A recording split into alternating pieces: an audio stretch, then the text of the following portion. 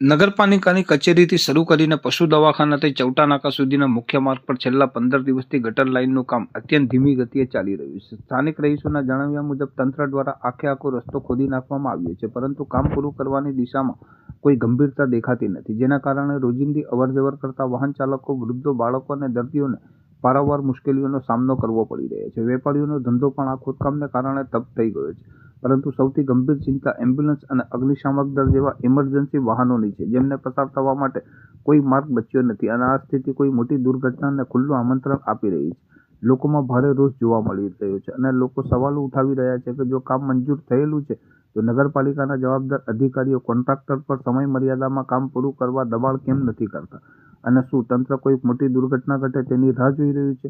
હાલ તો રહીશો એવી માંગ કરી રહ્યા છે કે સત્તાધારી પક્ષના પ્રતિનિધિઓ અને વહીવટી તંત્ર તાત્કાલિક હસ્તક્ષેપ કરી યુદ્ધના ધોરણે કામ પૂર્ણ કરાવે, નહીંતર આવનાર દિવસોમાં સ્થાનિક લોકો દ્વારા ઉગ્ર વિરોધ પ્રદર્શન કરવાની ફરજ પડશે તે નક્કી છે.